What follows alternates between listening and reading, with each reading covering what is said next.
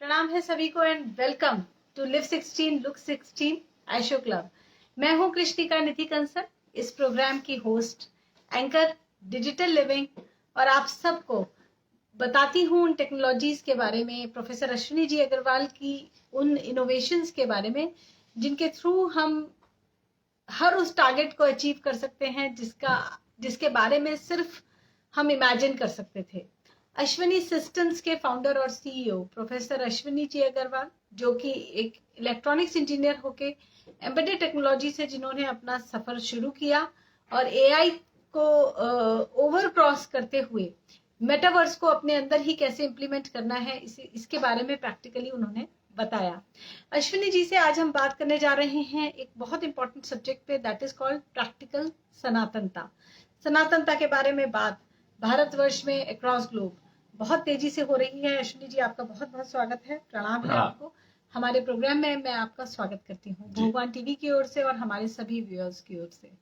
Ashwini ji, practical सनातनता, इस concept को आप जब मार्केट में रखते हैं एक टेक्नोलॉजी गुरु होने के नाते, टेक्नोलॉजी किंग होकर, तो अपने आप में ये क्या विज्ञान और धर्म हाथ जोड़ रहे हैं? टेक्नोलॉजी और religion joining hands together when you give the concept of practical सनातनता? नहीं, मेरे को एक्चुअली पता नहीं है कि धर्म कहते किसको है या रिलीजन कहते किसको है। मेरे लिए तो टेक्नोलॉजी ही धर्म है और टेक्नोलॉजी ही रिलीजन है। I know only technology and nothing else. Even science I have discarded because I learned that science begins after technology. तो जब तक टेक्नोलॉजी है तो टेक्नोलॉजी पहले है, तो नेचुरली ब्रह्मा जी को याद किया जाता था क्योंकि प्रजा उन्होंने ही शुरू की। हालांकि उनको ना उनके पहली जो क्रिएशन थी उनको ब्रह्मा जी का पुत्र कहा गया है, जो गलत है। टेक्नोलॉजी के एंगल से अगर देखेंगे हम, तो क्या हम फोटोकॉपी को फोटोकॉपी ओरिजिनल का पुत्र कहते हैं? नहीं कहते, कह ही नहीं सकते, क्योंकि क्लोन एक शब्द होता है, क्लोन सुना ही होगा आप लोगों ने। तो ब्रह्मा जी ने अपने क्लोन बनाए थे जी। तो clone is not a son, clone को पुत्र नहीं कह सकते हम जी। वो तो बेसिकली आप अगर उसको ठीक उससे समझें तो क्लोन यानी अपने क्लोन बहुत समझना बहुत आसान है जी। एक किस्म से आप ये सोच सकते हो कि मेरे को मान लो 3 जॉब करता हूं मैं जी। एक एग्जांपल दे रहा हूं मैं आपको। फॉर एग्जांपल, वैसे मैं तो बहुत सारी करता हूं, पर मान लो एक आदमी 3 जॉब करता है। एक जगह पर वो मैनेजर का काम कर रहा है, एक जगह पर वो प्रेसिडेंट का काम कर रहा है और एक जगह पर वो पीएन का काम कर रहा है जी। What does it mean? क्या पर्सन बदल गया? क्या उसका सिर्फ डेजिग्नेशन बदला है? जी। और तीनों डेजिग्नेशन बदलने से तीनों जगह पे काम अलग अलग है और उसकी कैपेबिलिटी कहीं कम नहीं हुई है जी। काम करने से। अगर वो पीएन का काम कर रहे तो इसका मतलब ये नहीं है कि वो प्रेसिडेंट का काम नहीं कर सकता। जी। तो 3 डेजिग्नेशन हो गए, यानी 3 क्लोन हो गए मेरे। ओके। You understand? जी। कि मेरे 3 क्लोन हो गए। एक जगह पे मैं जाकर के पियोन बन जाता हूं, एक जगह पर जाकर के मैं मैनेजर का काम करता हूं और एक जगह पे जाके मैं प्रेसिडेंट का काम करता हूं। जी। एक ही कंपनी अलग अलग हो सकती है या सेम कंपनी में ये पॉसिबल है कि एक डिपार्टमेंट में मैं पीएन हूं, एक डिपार्टमेंट में मैं प्रेसिडेंट हो गया और एक डिपार्टमेंट में मैनेजर हो गया। जी। फिर हो सकता है एक चौथा काम और ले लूं मैं, अगर मेरे पास समय है। ये मैं मानकर चल रहा हूं कि 24 घंटे होते हैं। 24 घंटे में से 8-8 घंटे की ड्यूटी, जो कि आज की तारीख में स्पेसिफाइड है। 8 आवर्स जॉब रहती है ना, अगर आप देखेंगे तो 8 आवर्स की शिफ्ट रहती है जी। तो मैं उसको कंसीडर करके चल रहा हूं। 3 शिफ्ट है, 3 तरह के काम कर लिए मैंने। जी। सपोज मेरी एफिशिएंसी इतनी हो जाती है कि मैं 8 घंटे का काम 3 घंटे में कर पाता हूं। ओके। तो क्या होगा? Why will I waste my life by not including the other balance time in other activities? यानी मैं सुपरवाइजर का काम, एक चौथा काम क्यों नहीं पकड़ सकता? मैं वर्कर का 5वां काम क्यों नहीं पकड़ सकता? मैं जनरल मैनेजर का छठा काम क्यों नहीं पकड़ सकता? मैं एम्बेसडर का सातवां काम क्यों नहीं पकड़ सकता? पकड़ सकता हूं मैं, मेरे पास टाइम इतना है। तो इसका मतलब यह हुआ कि अभी अब अगर थोड़ा सा पीछे जाते हैं, 10 साल 15 साल पीछे चले जाओ, या शायद 25 साल पीछे चले जाओ, चलो 25 साल पीछे, we go back to our 19th century. तो उस समय में जो लेबर काम करती थी, उनकी जो वो हुआ करती थी वेजेस, वो रहती थी शायद 100 रुपए, और काम वो करते थे इतना, 100 रुपए वेजेस होती थी, यानी वेजेस तो 100 रुपए थी और काम इतना कर पाते थे वो पूरे दिन में। Over a period of time, आज की अगर हम बात करते हैं तो वेजेस तो हो गई 1000 रुपया, और काम इतना सा कर पाते हैं। क्यों? क्योंकि एफिशिएंसी पर किसी ने ध्यान दिया नहीं, एफिशिएंसी गिरती चली गई। एफिशिएंसी को मेंटेन करना किसी ने सिखाया नहीं, एफिशिएंसी गिरती चली गई। और वो टेक्नोलॉजीज आती चली गई जिसने इंसान को फिजिकली हैंडीकैप कर दिया, आई वुड से। कैसे? मैं यहां पर एक एग्जांपल लेना चाहूंगा, क्योंकि मैं रिजेक्शन कंट्रोल का एक्सपर्ट रहा हूं, एम्बेडेड टेक्नोलॉजी का, जैसे तुमने बताया, काम करता रहा हूं मैं। तो मैंने देखा कि एक ऑटोमेटिक मशीन पर ऑपरेटर आता है, तो उसका काम क्या है? उसका काम है बैठे रह करके देखना मशीन को कि वो ठीक चल रही है या नहीं चल रही है, और अगर बाई चांस कोई चीज, कोई प्रॉब्लम आ गई उसमें, मतलब प्रोडक्ट अगर कोई 19-21 इधर उधर हो गया, जैसे इसका मैं एग्जांपल देना चाहूंगा यहां पर कि तंबाकू की पैकिंग होती थी, तंबाकू के पाउच बनते थे, तंबाकू के पाउच में चूना का एक छोटी सी बोतल डला करती थी, क्योंकि पाउच में अगर चूना नहीं है तो वो tobacco package is a useless package. Tobacco बिना चूने के खाया नहीं जाता है। It's a combination of two, if you have to actually utilize it for your betterment. तंबाकू का कुछ यूज है, नेचुरली इतने दिनों से, इतने सालों से इतना पुराना चल रहा है, तो कोई ना कोई यूज तो होगा ही होगा उसका। तो वो पर बिना चूने के अगर खाते हो तो नुकसान देता है। तो चूने के साथ खाना है तो पैकिंग में चूने की बोतल डलनी जरूरी है। अब उसका काम क्या? मशीन ऑटोमेटिक है, एक तरफ चूने की बोतल लगी हुई है, लाइन में लगी हुई है, एक तरफ तंबाकू लगा हुआ है, तंबाकू गिरता है, इधर से चूने की बोतल गिरती है, फिर सीलिंग हो जाती है। ऑटोमेटिक मशीन है, ऑपरेटर बैठा हुआ है, देख रहा है। अब हुआ क्या? चूने की मशीन, चूने की गीला होता है चूना, क्योंकि तो वो अटक गया, मूवमेंट बहुत कम हो गई उसकी, तो वो गिरी नहीं एक बोतल। तो ऑपरेटर का काम है उसको, लाइन को ठीक करना, और जिस पैकेज में बोतल उस टाइम पर नहीं गिरी, हाथ से उठा करके डालना। तो अब वो जब सुबह आता है, he is fresh, the weight operator is fresh in the morning, and he comes, sits on the machine, और उसको लगातार देखना है कि बोतल गिरे या ना गिरे। वो देख रहा है, देख रहा है, देख रहा है। पहले 1 घंटे में उसकी एफिशिएंसी बहुत बढ़िया होती है, and he does not allow any packet to go empty. अब सेकेंड आवर में he gets tired, he starts getting tired. तो 1 या 2 पैकेट तो खाली चले ही गए।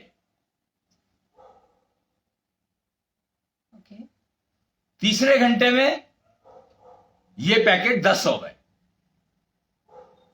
अब क्या हुआ? सील तो हो गए, किसी को क्या पता कि उसको चेक तो करा नहीं जा सकता हर पैकेट को कि उसमें बटन है कि नहीं है। तो बाजार में चले गए, मार्केट से डीलर्स ने कंप्लेंट करी मैन्युफैक्चरर को कि भाई चूने की बोतल के बिना ये बेकार है, हम नहीं लेंगे तेरा वो पैकेट। तो उस 10 पैकेट की वजह से उसके 1000 पैकेट जो बन रहे थे वो बेकार हो गए। ऑब्वियस सी बात है। तो उसको कितना लॉस हुआ? 1000 की पैकिंग अगर उसकी वापस आ जाती है तो उसको अनओपन करके दोबारा पैकिंग करने में that person requires 3 days. Okay. So that is called rejection. Even though there is nothing got rejected. कोई मटेरियल सिवाय प्लास्टिक का पाउच के बाकी कुछ रिजेक्ट नहीं हुआ, बाकी सब चीजें रीयूज हो गई, लेकिन 3 दिन की लेबर वेस्ट हो गई। तो मेरे को उन्होंने कहा कि सर इसका क्या कर सकते हैं हम। तो मैंने क्या किया, एक छोटा सा सिस्टम बनाकर दे दिया कि अगर चूने की बोतल नहीं गिरी तो अलार्म आ जाएगा, चूने की बोतल नहीं गिरी तो अलार्म आ जाएगा, और अलार्म आने से ऑपरेटर एकदम से अटेंटिव हो जाएगा। उसको कंटिन्यूसली ऐसे बैठने की जरूरत नहीं है कि continuously is watching, trying to watch के अरे अब बोतल नहीं गिरी, अब बोतल नहीं गिरी, अब बोतल नहीं गिरी। जब बोतल नहीं गिरी अलार्म आ जाएगा, वो उठा करके डाल देगा। तो उससे टोटल टेकन केयर ऑफ हो गया कि चूने की बोतल के बिना कोई भी पैकेट निकलेगा नहीं। This is called rejection control. But मैंने देखा कि ये तो अगर हम, ठीक है मेरी एक्सपर्टीज थी सिस्टम बनाने की, तो I used to give this kind of systems और ऑल काइंड ऑफ इंडस्ट्री। जैसे नमकीन इंडस्ट्री है, हल्दीराम टाइप की जो फैक्ट्रीज है उनमें वेइंग फीलिंग होती है, तो उसके अंदर कोई ऐसी एड ऑन लगाना है, या एंटीना मैन्युफैक्चरिंग मशीन है उसके अंदर कोई एड ऑन लगाना है, केबल इंडस्ट्री है उसमें कोई एड ऑन लगाना है, पावर प्लांट है उसमें कुछ एड ऑन लगाना है। मतलब इस तरह के काम मैं करता रहा।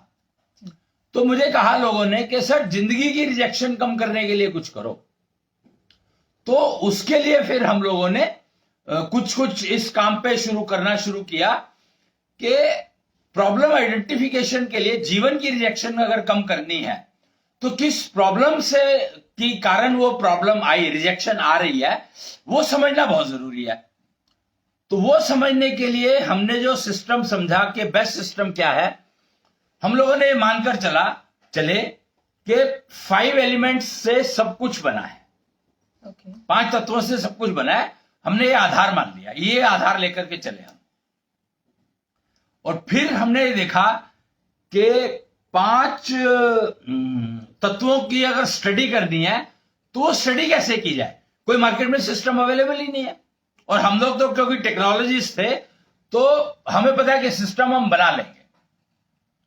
तो हमें समझ में आया कि अगर 5 तत्वों की स्टडी करनी है तो you should be able to understand the pulse, नब्ज को समझना जरूरी है। तो नब्ज से हमें यह पता लग सकता है कि तत्वों के कॉम्पोजिशन की क्या स्थिति है, क्या पोजीशन है, और कौन सा तत्व ऐसा है जिसके कारण ये प्रॉब्लम आई। जो भी करंट प्रॉब्लम आई है वो किस वजह से आई है, उसको समझना आसान था, पॉसिबल है, संभव है। तो हम लोगों ने फिर इस सिस्टम को समझने की कोशिश शुरू की। और एक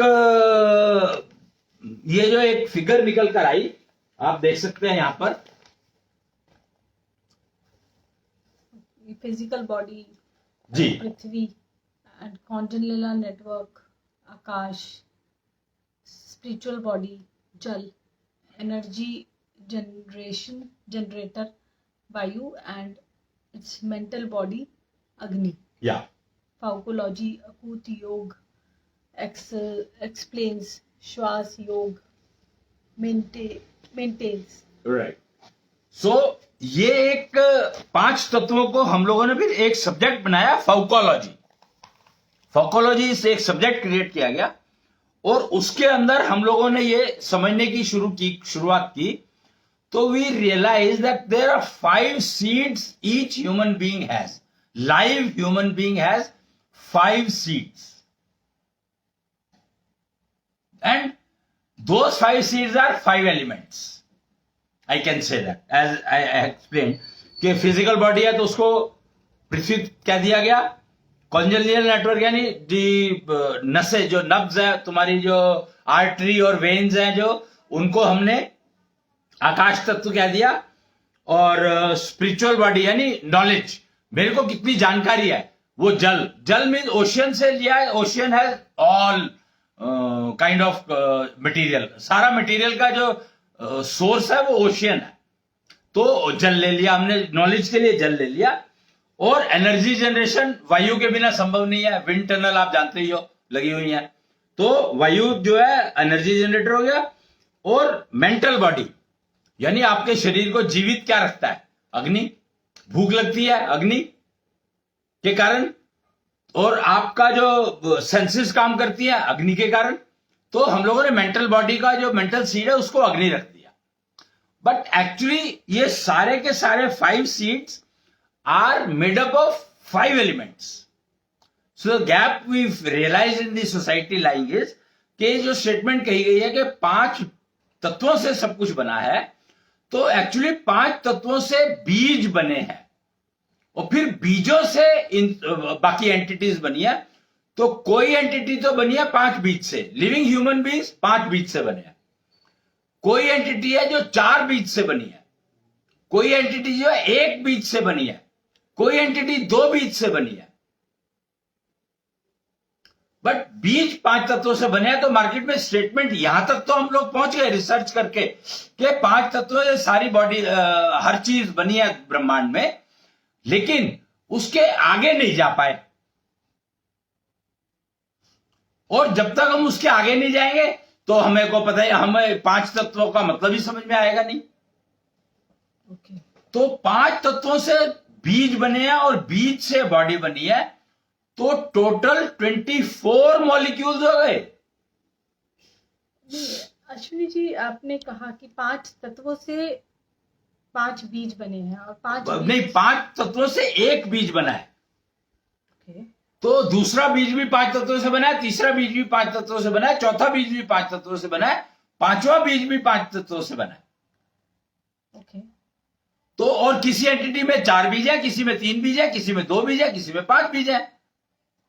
हर एक बीज, हर एक सीड 5 तत्वों से बना है। And that is called 5 seed technology. Right, 5 seed system.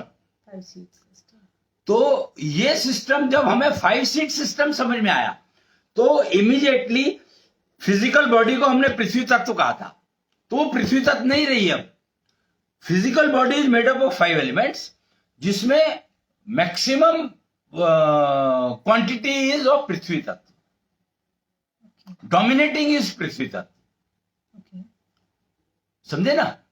ऐसे ही जब हम स्पिरिचुअल बॉडी की बात कर रहे हैं, ज्ञान की बात कर रहे हैं, जल बॉडी की बात कर रहे हैं, नेचुरल नॉलेज बॉडी की बात कर रहे हैं, स्पिरिचुअल बॉडी की बात कर रहे हैं, तो this is made up of 5 elements, लेकिन वाटर उसमें डोमिनेटिंग है।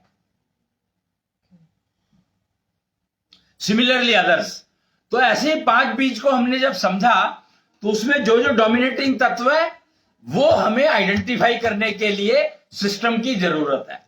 लेकिन अश्विनी जी, हमें ये तत्व आइडेंटिफाई करने की जरूरत क्या है? Why do I need to understand all these 5 seeds, 5 elements, the whole spiritual body and physical body? ये सारा सिस्टम समझने की हमें नीड ही क्या है? Life career, best career if you want to have perfect career, suitable perfect career if you want to have. देखो, this body you are born with. Okay, अगर तुम्हारा कोई बीज ही बीमार है, अगर तुम्हारी बॉडी ही बीमार है, तो तुम्हारा कैरियर कैसे चलेगा?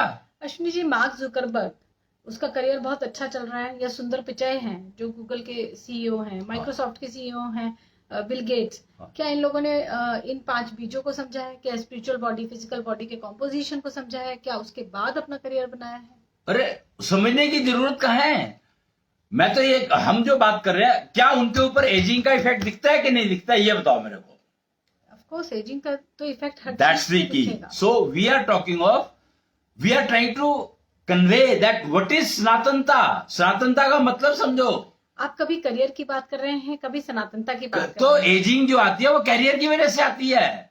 नो, अगर किसी पर्सन का सपोज करियर अच्छा नहीं है, घर में 4 भाई हैं, 3 भाइयों की अच्छी जॉब लग गई और चौथे भाई ने कोई जॉब नहीं किया, उसका करियर सेटल नहीं हुआ, बना ये कहाँ का? कुछ ना कुछ तो कर ही रहा होगा ना। तो सेटल का क्या मतलब है? तो क्या उसको एजिंग नहीं आएगी? आएगी, that's what I am saying.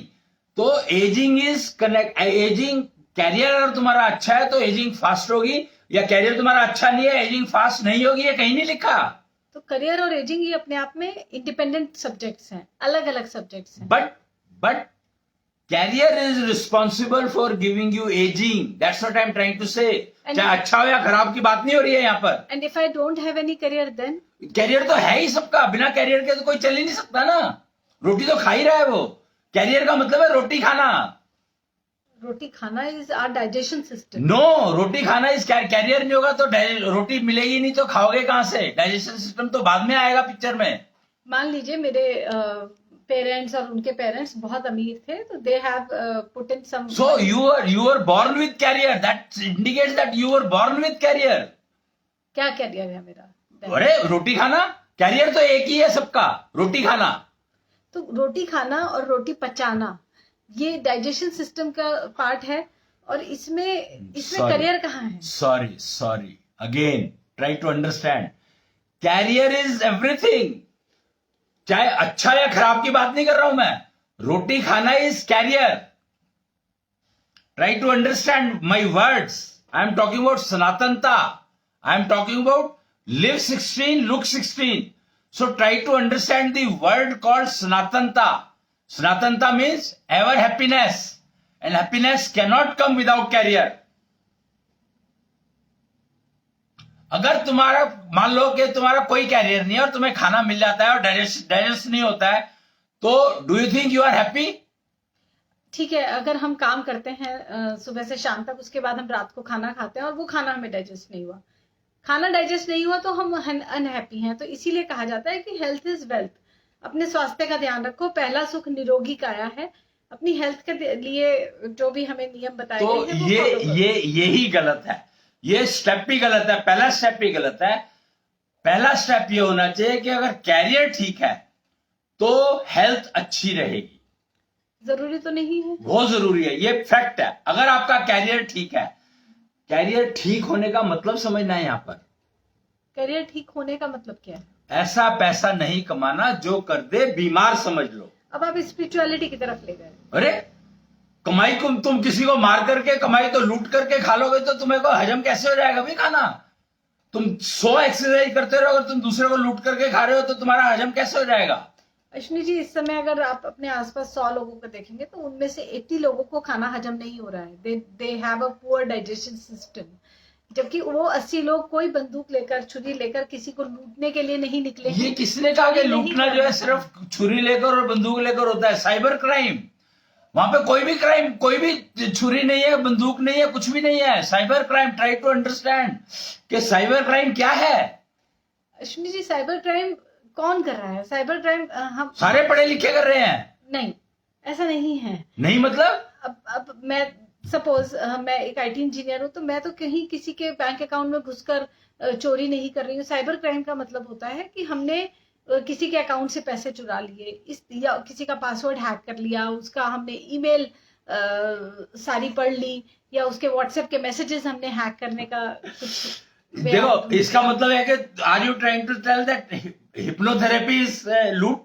What is hypnotherapy? हाँ, तो जो तुम कह रही हो that is a part of hypnotherapy. Hypnotherapy क्या है? हिप्नोथेरेपी में लोग दूसरों को, जैसे तुमने hacking, hypnotherapy is precisely brain hacking. Brain hacking तो वही बात है ना। ब्रेन हैकिंग एक कॉन्सेप्ट है जो फिल्मों में दिखाया जाता है।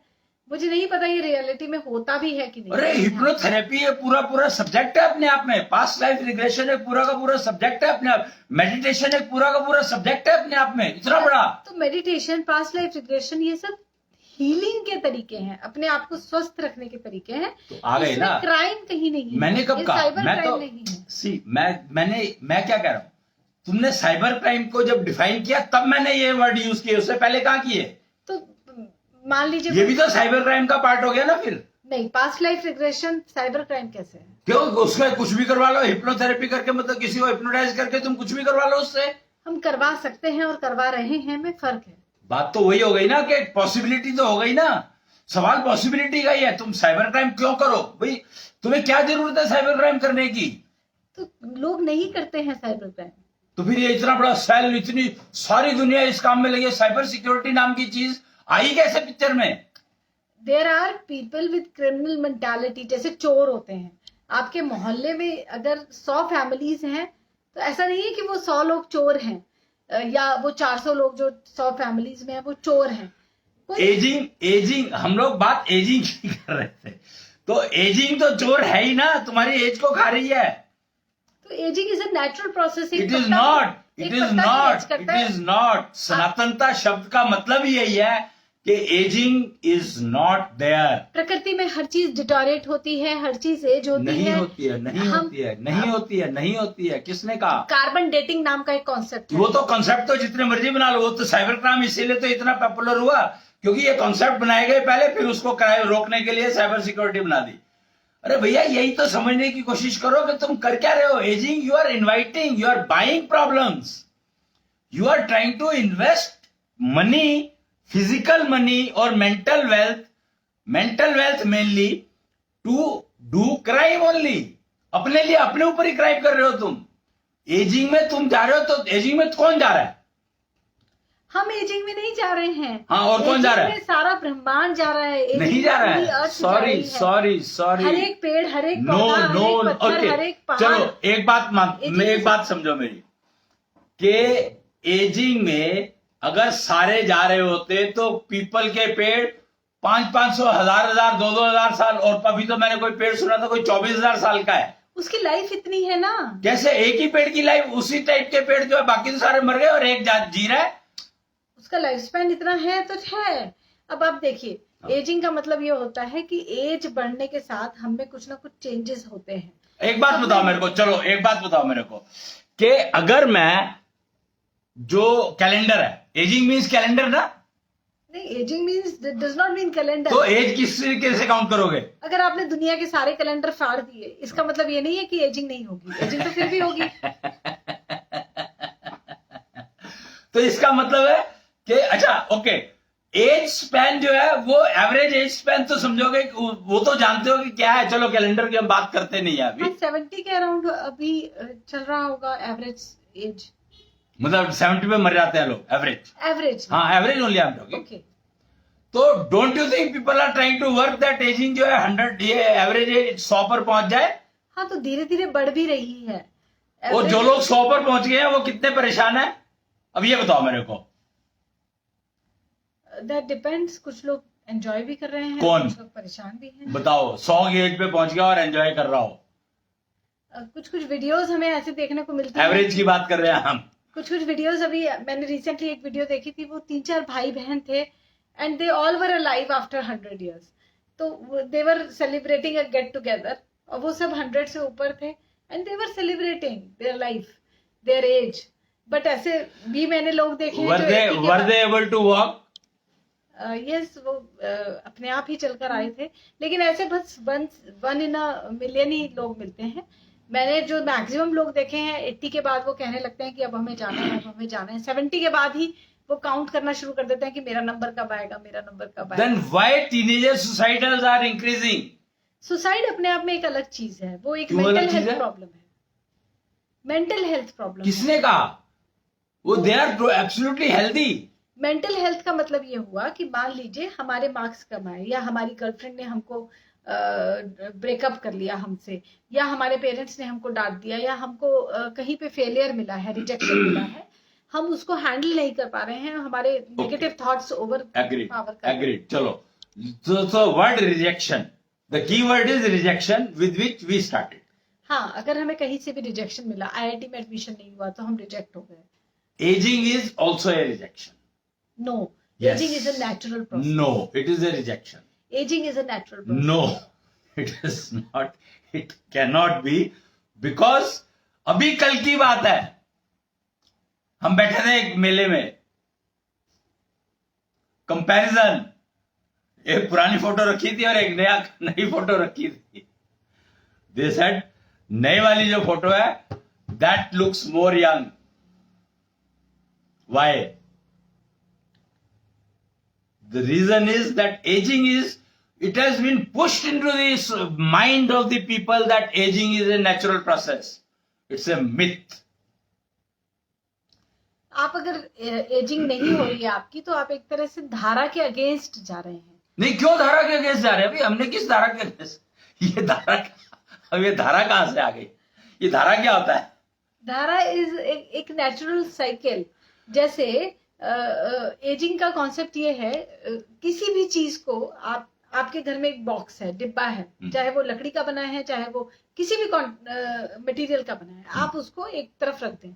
5 साल बाद आप उसकी फोटो खींचे, 10 साल बाद फोटो खींचे, 20 साल बाद फोटो खींचे, उसमें धीरे धीरे डिटोरेशन आएगा, कैसे? रस्टिंग आएगी, या उसमें काई जमेगी, या उसमें नहीं होगा लकड़ी का, वो डिकम्पोज होने अरे लगेगा। नहीं होगा लकड़ी का, तुम डब्बा रख लो 100 साल 500 साल तो वो वैसा का वैसा पड़ा रहेगा। The condition is that you have to maintain it. हम उसे मेंटेन क्यों करें? That's the key. So that's the key what I am trying to come down to, कि एजिंग आती है because you are not able to maintain yourself. That is the key, that since you are not able to maintain yourself, so you are going to get aging. So it is not a natural process again. Maintaining your body is your responsibility. निरोगी काया तुमने पहला शब्द use किया, मैंने नहीं use किया। निरोगी काया तो हमें मिलती है, किस्मत से मिलनी चाहिए, ये तो प्रकृति से हमें मिलती है ना। किसने दी आज तक? बच्चे आज बीमार क्यों पैदा होते हैं? अब बीमार इसलिए पैदा होते हैं क्योंकि माता पिता बीमार हैं। तो पहले क्यों नहीं होते थे? पहले भी तो होते थे बीमार, पता नहीं लगता था। हाँ, अब हम जो पानी पीते हैं उसमें केमिकल्स हैं, जो खाना खाते हैं उसमें केमिकल्स हैं, जो हवा में हम सांस लेते हैं, ये पहले भी हुआ करते थे, हमेशा रहते थे। महाभारत के टाइम पर गंगा जो है वो 4 इंच की नाली हो गई थी, जिसमें पानी दिखता था, बहता नहीं था। महाभारत की बात कर रहा हूं मैं, 5000 years बैक। गंगा का पानी 4 इंच की नाली हो गई थी, जिसमें पानी दिखता तो था पर बहता नहीं था। क्यों? क्योंकि मेंटेन नहीं हो पाता था। अब को पता है कि गंगा का ओरिजिन किस लिए किया गया था? भागीरथ लाए थे अपने उसका तारने के लिए, कुछ तो वो है मुक्ति के लिए, पूर्वजों की मुक्ति के लिए। हाँ जी। और पूर्वजों ने मुक्ति करी तो गंगा में जो पूर्वजों ने का जो भी था मुक्ति के लिए, उनको गंगा को लाना पड़ा, तो इसका मतलब उसमें बहुत सारी समस्याएं होंगी। हाँ। वो सारी समस्याएं गंगा में मिल गई। हाँ जी, दैट्स व्हाट इज कंसीडर्ड। वो राम तेरी गंगा मैली हो गई, पापियों के पाप धोते धोते, जो भी, तो वो वही मैं कह रहा हूं कि वो 4 इंच की नाली रह गई थी। That is what I am trying to convey, कि वो पाप धोते धोते गंगा 4 इंच की नाली रह गई थी। मेंटेन किसी ने नहीं किया उसको, बट पाप डालते चले गए उसके अंदर सारे के सारे। महाभारत के टाइम पर ये सिचुएशन आ गई थी। ट्राई टू अंडरस्टैंड कि भागीरथ जो है वो गंगा लाया इसीलिए था कि वो नाली बन जाए। ओके, तो वही तो एजिंग थी। तो वो एजिंग क्यों थी? अगर वो मेंटेन रखते उसको, एजिंग के मतलब उसको मेंटेन अगर रख लेते तो एजिंग नहीं होती ना। अब कैसे गंगा में पानी आ गया? अब कहां से आ गया? अगर तब नहीं था, अब कैसे आ गया? It is precisely the maintenance, the workout, जो अपने सनातनता इसी को कहा जाता है। गंगा मरी नहीं थी तब, वो बीमार थी, और बीमार करी गई क्योंकि उसमें पाप डाले गए, और वो गंगा लाई इस पर्पस के लिए गई थी, fine, but they have to maintain it. He didn't get the procedure to maintain it. Why the people down the line didn't started working on maintaining it? That is the problem. कि हमने सनातनता शब्द को ही खो दिया कहीं पर। हमें पता ही नहीं है सनातनता का मतलब क्या है। सनातनता का मतलब है ओरिजिन तो हुआ या नहीं हुआ उससे मतलब नहीं है, बट जब तक वो मरे नहीं तब तक वो स्वस्थ हो। एजिंग तो देखिए अब फलों में भी होती है। एक फल आपका उगता है तो पहले वो फूल होता है, धीरे धीरे वो कच्चा फल बनेगा। वो फूल नहीं होता है, के साथ वो एक पका हुआ फल बनता है, वो फूल और नहीं एज के होता है। साथ वो नीचे उतरता है। अरे वो फूल नहीं होता है, वो फल ही होता है शुरू से। ओके, बट एजिंग तो हो रही है ना उसमें। एजिंग नहीं हो रही है, एजिंग ही तो हो रही है। अरे जो फूल है उसके अंदर मर्ज होता जा रहा है, वो फूलता जा रहा है। तो वो समझने की फूलता जा रहा है, दैट्स व्हाट। वो फूलता जा रहा है ना, तभी तो वो खाने लायक हुआ।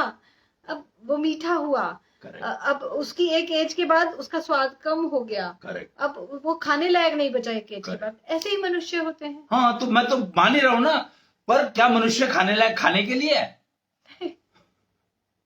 तो हाउ यू कंपेयरिंग फल एंड मनुष्य एक साथ? प्रकृति में हर चीज ऐसी है। तो वो 3 बीज का बना, जो फल है वो 2 बीज का बना है, मनुष्य 5 बीज का बना है। Try to understand the constitution. उसमें 3 बीज है ही नहीं है, तो उसका तो वो होगा ही होगा। उसको तुम कंपेयर कर रहे हो 5 बीज के प्राणी से, तो मेरे ख्याल से this is something too much. कि आप 1 बीज के प्राणी को 5 बीज के प्राणी से कंपेयर कैसे कर सकते हो? 5 बीज के प्राणी को 4 बीज के प्राणी से भी कंपेयर नहीं किया जा सकता। Try to understand. एजिंग, इसीलिए एजिंग की संभावना मिनिमम है मनुष्य, उसमें मनुष्य जन्म बहुत मुश्किल से मिलता है। कहा नहीं जाता क्या ये बात? सुना ही है बस, इसीलिए सुना में रह गया वो, क्योंकि ये पॉसिबल तब होता है जब तुम एजिंग नाम की चीज को अपनी जिंदगी में आने मत दो। उसके लिए मेंटेनिंग, आज भी तो एजिंग 100 साल की कैसे होनी शुरू हो गई, जो एवरेज लाइफ 40 साल थी पहले। अब हमारे पास मेडिसिन हैं, केमिकल्स हैं। करेक्ट। तो मेंटेनेंस स्टार्ट की ना, basic fundamentally you have started maintaining your body. हाँ जी, की इज मेंटेनेंस। जी। तो मैं मेंटेनेंस की तो बात कर रहा हूं, और क्या कर रहा हूं मैं? तो मेंटेनेंस के लिए अब जिम जाते हैं लोग। अब कितने ही केसेस कोरोना के बाद खासतौर से हमने सुने कि suddenly they had a heart fail and they died. Maintaining का प्रोसीजर वो कभी कभी हमें सूट करता है, कभी कभी वो उल्टा पड़ जाता है। करेक्ट। तो सनातनता का जो प्रैक्टिकल सनातनता इंप्लीमेंटेशन प्रोग्राम हम लोगों ने शुरू किया एशो क्लब की तरफ से। लिव 16 लुक 16 एशो क्लब ने प्रैक्टिकल सनातनता इंप्लीमेंटेशन प्रोग्राम शुरू किया। तो आप तो यहाँ पे धर्म ले आए ना। धर्म कहां से आ गया? सनातनता एक धर्म है। एक धर्म होगा, मुझे क्या मतलब है? मैं तो प्रैक्टिकल सनातनता की बात कर रहा हूं। Okay, I can give another name to it, Esho living, I can call it digital living, okay, doesn't matter to me. अगर तुम इसको मान लो कहते हो कि धर्म है, आप ये शब्द यहां नहीं यूज कर सकते, fine, I will call it digital living. जिंदा है या मर गया, बट नो बीमार, no ageing. Either is the person is live और डेड। डिजिटल का मतलब 2 लेवल्स। अश्विनी जी, अगर आपको डेंगू का मच्छर काटेगा तो डेंगू तो आपको होगा ही। नहीं होगा। डेंगू का मच्छर काटेगा तो डेंगू का मच्छर मर जाएगा, तुम्हें नहीं नुकसान होगा। ऐसे थोड़ी होता है। ऐसे नहीं होता है। अरे कोई तुम्हारे ऊपर अटैक करने आया तो तुम उसको मारोगे कि नहीं मारोगे? तो आप मच्छर को थोड़ी मार देंगे। क्यों नहीं मार देंगे मच्छर को? आप आइडेंटिफाई ही नहीं कर पाएंगे कि वो मच्छर कब आपको काट के गया। अरे तो फिर तो तुम्हारी प्रॉब्लम है ना। इसीलिए तो डिजिटल लिविंग को मैं सनातनता की बात कर रहा था, पर मैंने सनातनता छोड़ दिया ना। आई am talking about digital living. Digital living में इफ यू स्टार्ट लिविंग तो मच्छर तुम्हें काट ही नहीं सकता। पहली बात, सबसे इंपॉर्टेंट, मच्छर डरेगा तुम्हारे से। क्यों? क्योंकि डिजिटल लिविंग में we build a shield around us. तुम क्या सोचते हो कर्ण को मच्छर काट सकता था? आप एक आदमी सिर्फ, वन डे माई टू। आप माइथोलॉजी से अगर एग्जांपल्स उठाएंगे तो किसी के पास कुछ debate मतलब करने का कर्ण बचा माइथोलॉजी कब से हो गया? हिस्ट्री है। हमें क्या पता कर्ण हुए नहीं हुए, उनके बारे में जो स्टोरीज चल रही हैं। Okay We don't have any अच्छा, proof. आपके क्या ग्रैंडफादर के ग्रैंडफादर थे कि नहीं थे? ओके थे, लेकिन कैसा, ये क्या मतलब हुआ? उनका नाम- ओके थे मतलब? उनका नाम कर्ण था या कर्णा था या कुछ और था, अकर्ण था, मुझे थोड़ा ही पता है। तो पता करने की जरूरत नहीं है। मैंने तो ये कहा कि Karna had a shield built into him. अभी भी तुम अगर पूरी बाजू के कपड़े पहन ले तो मच्छर कहां काटेगा तुम्हें यार? चलो कर्ण को छोड़ो, let us come down to today. If you wear पूरी बाजू के कपड़े तो मच्छर तुम्हें कहां काटेगा? ओके, तो अपने आप को, वही बात है कि आप एक बीमारी से अपने आप को बचा सकते हैं, पर हर एक बीमारी से आप अपने आप को नहीं बचा पाएंगे। क्यों नहीं बचा पाएंगे? इम्यूनिटी वर्ड किसने क्रिएट किया गया? इम्यूनिटी वर्ड एक ऐसा मार्केट में रखा गया वर्ड है जिसको सिर्फ बेचा जा रहा है, जिसके कोई मायने नहीं है। किसने कहा? कोरोना में जितना ज्यादा इम्यूनिटी लोगों ने बिल्डअप किया, उतना ही ज्यादा उन लोगों ने सफर किया। नहीं, जिसने इम्यूनिटी वर्ड को समझो। डोंट टॉक ऑफ के इम्यूनिटी बिल्ड किया। कैसे बिल्ड किया? कोई तरीका है मेजरमेंट करने का? इम्यूनिटी बिल्ड मेजरमेंट करने का? सुपर फूड्स होते हैं जैसे एवाकाडो, मिलेट्स, इस तरह वाह वाह वाह, यही तो। बिना सोचे, बिना देखे, बिना समझे तुम सोचते हो कि इम्यूनिटी बिल्डअप हो गई। Forget it.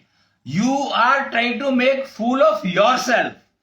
Try to understand the word immunity I said. I am not saying that how you are improving the immunity. Try to understand the word called immunity. Measure it. Thermometer से बुखार देखते हो कि नहीं देखते हो? Immunity measurement करो। तो कहने से कि तुमने क्योंकि ये फूड खाया तो तुम्हारी इम्यूनिटी बढ़ गई, this is nonsense. Measure it. कैसे मेजर करें? इंस्ट्रूमेंट्स अवेलेबल है, आज latest technologies, try to search on net, latest technologies are available which can measure immunity directly and digitally. That is what digital living is all about. ते आप major करो अपनी immunity और फिर आप फल खाओ और फिर देखो आपकी इम्यूनिटी बढ़ी या नहीं बढ़ी और कितनी बढ़ी।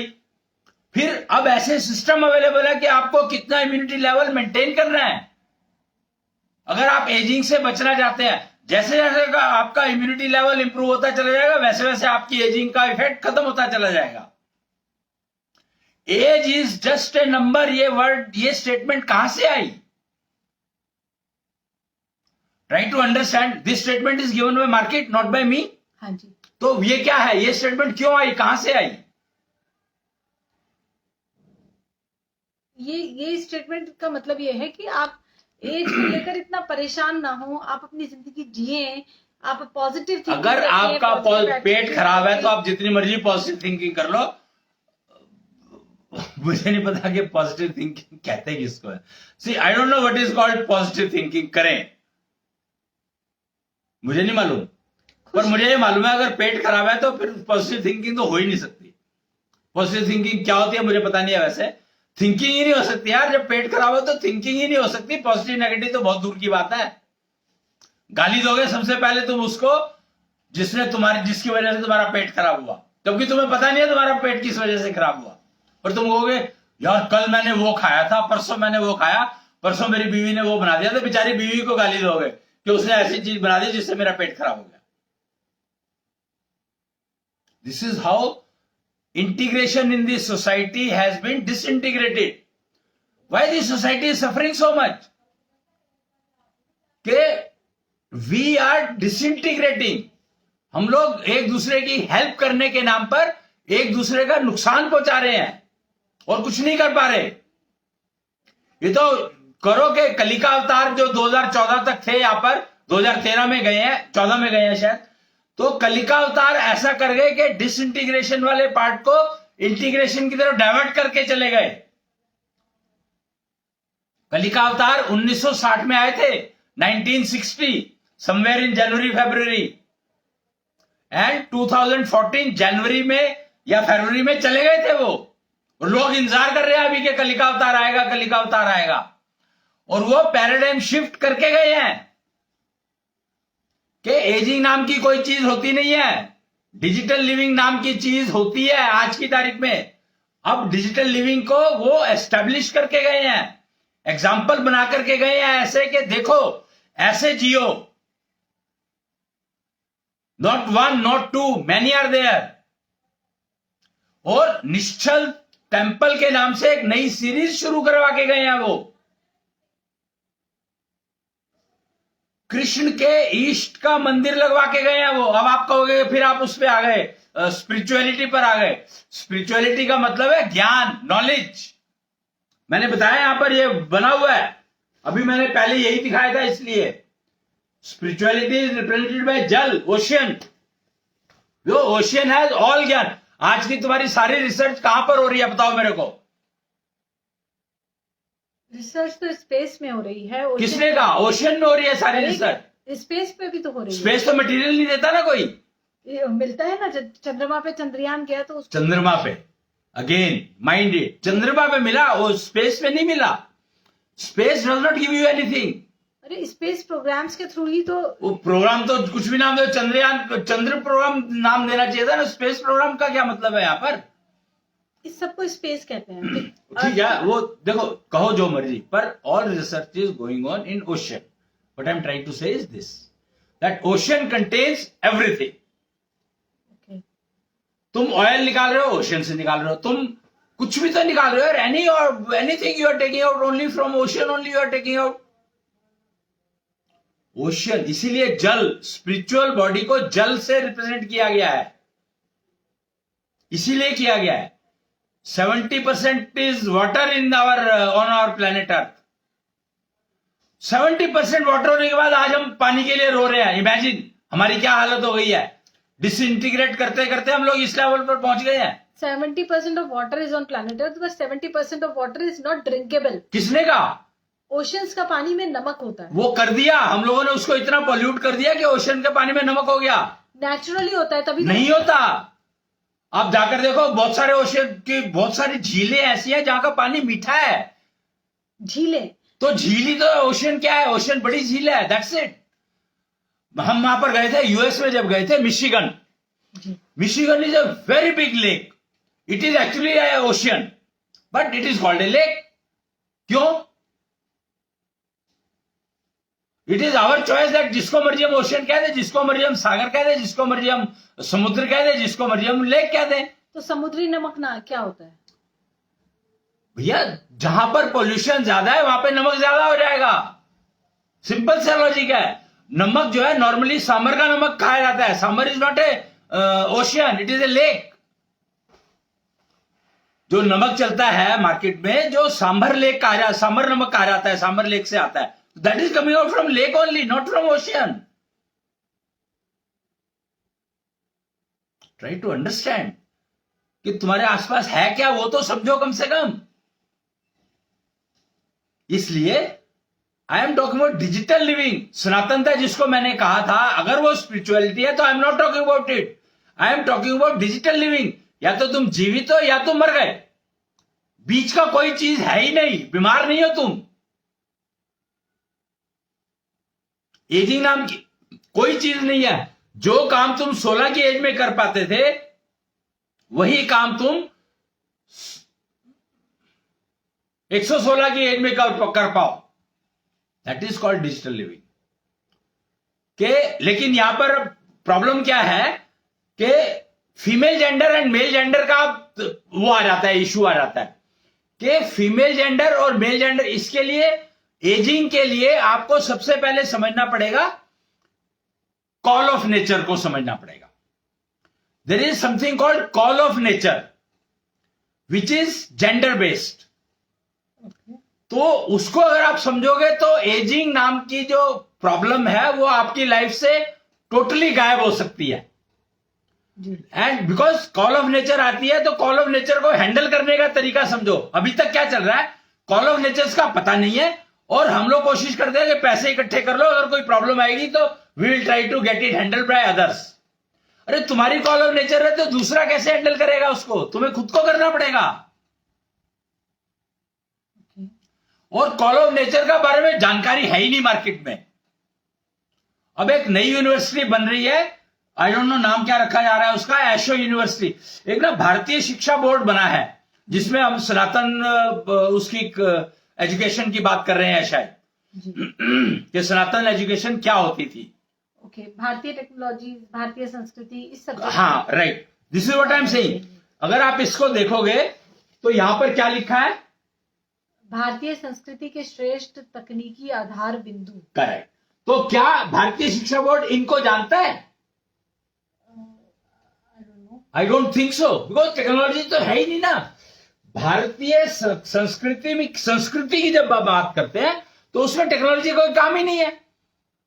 संस्कृति में it is the culture we are talking, not technology. But here we are talking भारतीय संस्कृति की technologies, purely technologies. And if you use right technology, then aging cannot enter into your life. That is what I am trying to say.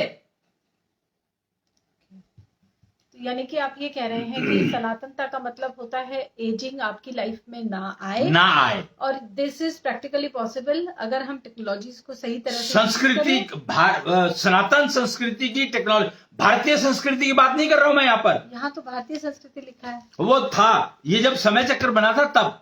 Okay, ये जब कहाँ गया वो, यहाँ ऊपर है। हाँ जी, ये है, ये रहा। हाँ ये लिखा है यहाँ पर, भारतीय संस्कृति के श्रेष्ठ तकनीकी आधार बिंदु। हाँ जी। तो भारतीय संस्कृति के जो आधार बिंदु है वो इसमें दिए हुए हैं। हाँ जी। इस समय चक्र में जी। लेकिन सनातन संस्कृति की टेक्नोलॉजी इसमें नहीं है।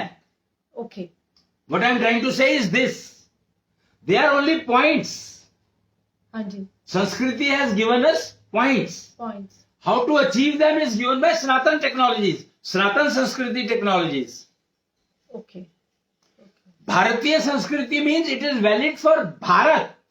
Okay. And Sanatan technologies means it is valid for Hindustan. Hindustan is Bharat, na? Prithvi. No. Hindustan is बच्चा जब पैदा होता है जैसा पैदा होता है वैसा का वैसा रहे.